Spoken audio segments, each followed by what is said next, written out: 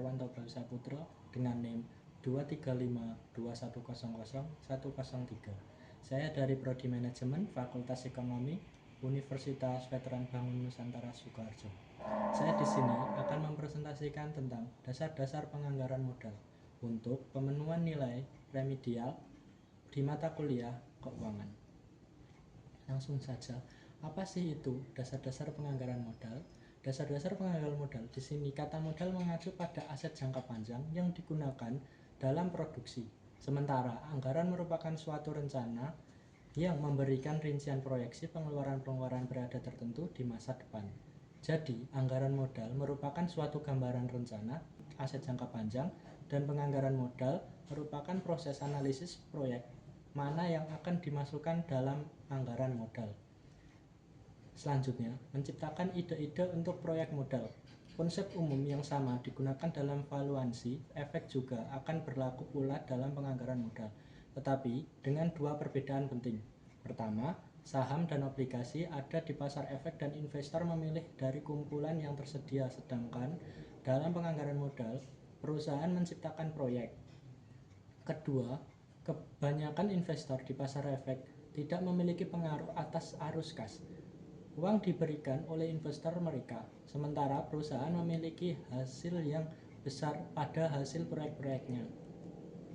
Selanjutnya, pertumbuhan suatu perusahaan dan kemampuannya untuk tetap kompetitif dan mampu bertahan hidup tergantung pada arus kas konstan ide-ide yang berhubungan dengan produk-produk baru, tindakan untuk memperbaiki produk-produk yang sudah ada, dan cara-cara untuk beroperasi secara lebih efisien. Rencana strategis, suatu rencana jangka panjang yang memberikan gambaran secara garis besar strategi dasar untuk perusahaan untuk 5-10 tahun ke depan. Klasifikasi proyek. Yang pertama, penggantian dibutuhkan untuk tetap melanjutkan operasi yang sedang berjalan. Yang kedua, penggantian pengurangan biaya. Yang ketiga, peluasan produk dan pasar yang sudah ada. Yang keempat, peluasan produk baru atau pasar baru. Yang kelima, keselamatan dan lingkungan hidup. Yang selanjutnya, kriteria nilai sekarang bersih. Metode nilai sekarang bersih yang mengestimasikan seberapa besar suatu proyek potensial akan berkontribusi pada kekayaan pemegang saham adalah kriteria perusahaan penganggaran modal yang utama. NPV merupakan ukuran langsung dari kontribusi proyek pada kekayaan pemegang saham. NPV akan dihitung sebagai berikut. Yang pertama, hitung nilai sekarang dari setiap arus kas, termasuk biaya yang didiskontokan oleh proyek modal tersebut. Yang kedua, jumlah arus kas diskonto ini dinyatakan sebagai NPV proyek. Yang selanjutnya, di sini CVT adalah perkiraan arus kas bersih pada waktu ke T, R adalah biaya modal proyek, dan N adalah umurnya. Arus kas keluar, pengembangan produk, pembelian peralatan produksi merupakan arus kas negatif. Kriteria nilai sekarang bersih berarti bahwa jika suatu proyek diterima, maka proyek yang lain harus ditolak. Yang selanjutnya, proyek independen adalah proyek-proyek yang arus kasnya saling independen satu sama lain. Artinya tidak ada pengaruh jika proyek diterima atau ditolak. Yang selanjutnya, tingkat pengembalian internal. Ketika memutuskan suatu investasi potensial akan berguna jika kita mengetahui tingkat pengembalian investasi yang paling mungkin terjadi. IRR didefinisikan sebagai tingkat diskonto yang memaksa NPV proyek menjadi sama dengan 0. Tingkat pengembalian internal. Kita mendapatkan suatu persamaan dengan satu variabel yang tidak diketahui, IRR, dan kita dapat menghitungnya dengan menggunakan IRR. Tanpa menggunakan kalkulator, kita harus menyelesaikan dengan mencoba satu tingkat diskonto dan melihat apakah persamaan tersebut memberikan hasil 0. Jika tidak, kita tingkat diskonto yang lain dan terus melakukannya sampai kita menemukan tingkat yang akan memaksa persamaan dengan 0. Untuk suatu proyek dengan jangka panjang, perhitungan coba-coba seperti ini akan memakan waktu yang banyak. Tetapi Dengan menggunakan kalkulator finansial, kita akan dapat menghitung IRR dengan cepat. Tingkat pengembalian internal. Mengapa tingkat diskonto yang menyamakan biaya suatu proyek dengan nilai sekarang arus kasnya memiliki arti khusus? Alasannya sederhana. IRR adalah tingkat pengembalian yang diharapkan dengan proyek. Jika pengembalian ini lebih besar dari biaya dana yang digunakan untuk mendanai proyek tersebut, maka kelebihannya akan diterima oleh pemegang saham perusahaan. Di lain pihak, jika tidak mengembalikan internal kecil dari biaya modal, maka pemegang saham terpaksa harus menutupi kekurangan yang terjadi, yang dapat menyebabkan harga saham mengalami penurunan. Ini sifatnya impas yang membuat IRR berguna. Yang selanjutnya, perbandingan metode NPV dengan IRR. Dalam banyak hal, metode NPV dinilai lebih baik dibandingkan IRR, sehingga kita cenderung hanya menjelaskan NPV, menyatakan bahwa angka tersebut sebaiknya digunakan untuk memilih proyek, dan kemudian berpindah ke topik berikutnya. Namun IRR lebih dikenal oleh banyak eksekutif perusahaan. Metode ini sangat luas penggunaannya di berbagai industri, dan mengetahui tingkat pengembalian yang mungkin akan dihasilkan suatu proyek merupakan suatu hal yang berguna. Metode NPV dan IRR juga dapat memberikan rekomendasi yang bertentangan ketika digunakan untuk mengevaluasi proyek-proyek mutually eksklusif. Yang pertama, profit NPV. Grafik yang memetakan NPV suatu proyek terhadap tingkat diskonto yang digunakan untuk menghitung NPV disebut dengan profit nilai sekarang. Nilai ini dipetakan sebagai titik persilangan sumbu vertikal bahwa IRR merupakan tingkat diskonto yang menyebabkan NPV menjadi sama dengan 0. Jadi tingkat diskonto di mana garis profit bersilangan dengan sumbu horizontal adalah IRR proyek tersebut. B. Proyek-proyek independen. Jika suatu proyek independen dengan arus kas normal sedang dievaluasi, maka diterima NPV dan IRR-nya akan selalu mengarah pada putusan diterima atau ditolak yang sama. Jika NPV menyatakan diterima, IRR juga akan menyatakan diterima. C. Proyek-proyek mutually eksklusif. Jika R lebih besar dibandingkan tingkat persilangan, tidak akan terjadi pertentangan karena kedua metode diterima. Akan tetapi, jika biaya modal lebih rendah dibandingkan persilangan, akan timbul pertentangan. Yang selanjutnya, IRR ganda.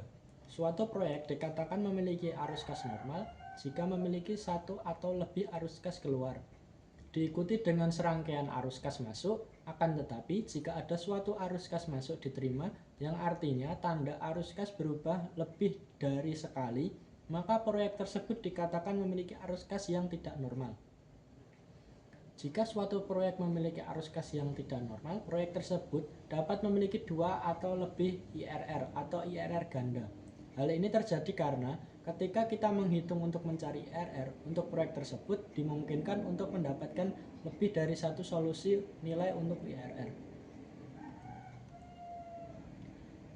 Yang selanjutnya, tingkat pengembalian internal yang dimodifikasi. MIRR memiliki dua keunggulan yang signifikan dibandingkan IRR standar. Pertama, jika IRR standar berasumsi bahwa arus kas dari setiap proyek akan diinvestasikan kembali menggunakan tingkat IRR itu sendiri, maka MIRR berasumsi bahwa suatu kas akan diinvestasikan kembali menggunakan tingkat biaya modal. Seperti yang telah kita bahas di awal, reinvestasi menggunakan tingkat biaya modal secara umum akan lebih cepat, sehingga IMRR merupakan indikator yang lebih baik dari probabilitas suatu proyek yang sebenarnya dibandingkan dengan IRR. MIRR juga memecahkan persoalan IRR berganda. Tidak akan terdapat lebih dari satu MIRR, dan angka tersebut dapat dibandingkan dengan biaya modal ketika kita memutuskan apakah akan menerima atau menolak proyek. Yang selanjutnya, periode pelunasan. NPV dan IRR adalah metode yang paling banyak digunakan saat ini, tetapi kriteria pemilihan yang pertama adalah periode pelunasan, yang didefinisikan sebagai jumlah tahun yang dibutuhkan untuk menutup biaya suatu proyek dari arus kas operasi. Persamaan digunakan sebagai perhitungan dan prosesnya akan mengawali dengan biaya proyek dan menambahkan suatu arus kas masuk untuk masing-masing tahun sampai arus kas kumulatif. Perubahan positif tahun pelunasan adalah tahun sebuah pelunasan penuh ditambah pecahan yang sama dengan kekurangan pada akhir tahun dibagi dengan arus kas sepanjang tahun pemilihan penuh. Periode pelunasan memiliki tingkat kelemahan utama. Yang pertama, seluruh dolar yang diterima pada tahun-tahun yang berbeda mendapatkan bobot yang sama. $1 pada tahun keempat diasumsikan sama berharganya seperti $1 pada tahun ke-1. Yang kedua, arus kas setelah tahun pelunasan tidak ikut dihitung berapapun nilainya. Yang ketiga, berbeda dari NPV yang memberitahukan kita sebesar proyek akan meningkatkan kekayaan pemegang saham, dan IRR yang memberitahukan kita seberapa besar imbal hasil suatu proyek di atas biaya modalnya. Periode pelunasan hanya memberitahukan kita kapan kita mendapatkan investasi kita kembali. Yang selanjutnya, kesimpulan tentang metode-metode penganggaran modal. Kita dapat membandingkan metode-metode ini suatu sama lain dan menyeret kekuatan dan kelemahan masing-masing. Metode dalam prosesnya, kita mungkin telah menciptakan kesan bahwa perusahaan-perusahaan yang canggih sebaiknya hanya menggunakan satu metode dalam proses pengambilan keputusan, yaitu NPV. NPV penting artinya karena memberikan ukuran langsung keuntungan profit kepada pemegang saham dalam dolar, sehingga kita memandangnya sebagai ukuran profitabilitas terbaik. IRR dan MIRR juga mengukur probabilitas tetapi dinyatakan sebagai tingkat presentasi pengembalian yang merupakan suatu menarik bagi para pengambil keputusan. Selanjutnya, IRR dan MIRR mengandung informasi yang berhubungan dengan margin keselamatan suatu proyek. IRR yang dimodifikasi memiliki seluruh sifat IRR, tetapi metode ini menggunakan asumsi tingkat reinvestasi yang lebih baik dan juga terhindar dari masalah tingkat pengembalian berganda. Jadi, saya diterima sikap pengembalian keputusan ini mengetahui tingkat pengembalian proyek. MIRR sedikit yang mencakup merupakan indikator yang baik daripada IRR standar. Yang selanjutnya, penggunaan kriteria keputusan dalam praktik. Selama beberapa tahun ini dilakukan survei yang dirancang untuk mengetahui kriteria mana yang digunakan oleh para manajer. Survei yang dilakukan sebelum tahun 1999 meminta perusahaan mengidentifikasikan kriteria utamanya, metode yang diberikan bobot terbesar oleh perusahaan tersebut. Sementara survei yang terakhir pada tahun 1999, metode-metode apa yang dihitung dan digunakan oleh para manajer.